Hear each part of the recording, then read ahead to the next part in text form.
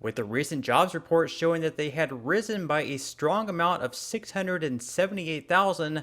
President Biden took the opportunity to praise them, saying, America is coming back.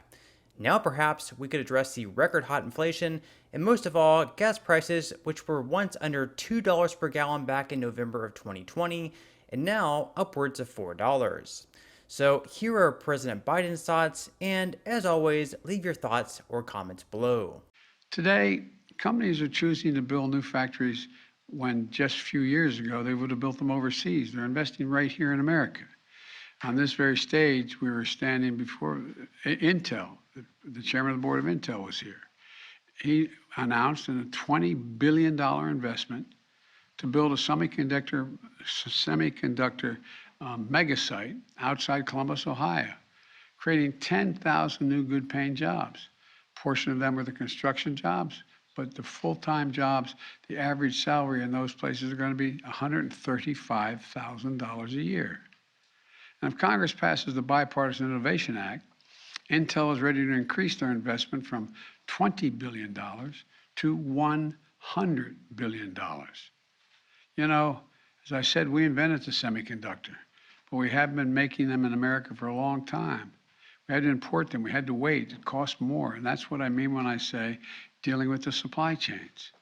Since I took office, companies have announced investments totaling more than $100 billion in electric vehicle industry for the future.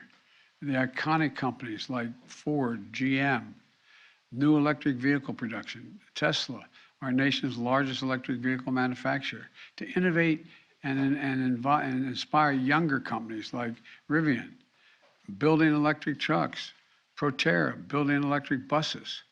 Last month, the MP Materials, which operates the only rare earth mine in the United States, announced a $700 million investment by 2025 that will have a fully domestic end-to-end supply chain for the magnets that are used in electric vehicle motors, wind turbines, and defense systems. We're investing that money here in the United States. And the Union Pacific Railroad announced the largest purchase of American-made battery electric locomotives in history. And guess what? They're built in Western Pennsylvania. All told, the economy created 423,000 new manufacturing jobs in America, paying decent salaries just since I entered office. There's also another reason this is happening. We're not waiting for others to manufacture the products we invented. We know what to do.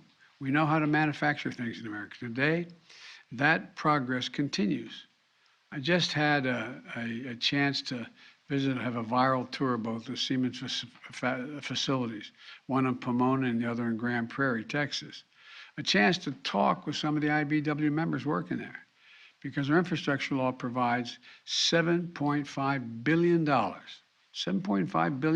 to build a national network of 500,000 electric vehicle charging stations across America. And it also provides $16.5 billion to modernize our power grid, how we move electricity across America. Companies like Siemens are investing here in the United States of America.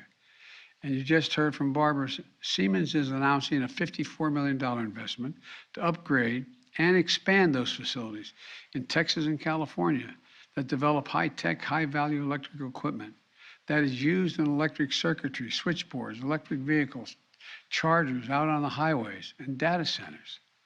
This announcement alone is going to create 300 new good-paying, cutting-edge manufacturing jobs. Folks, America's coming back. It really is.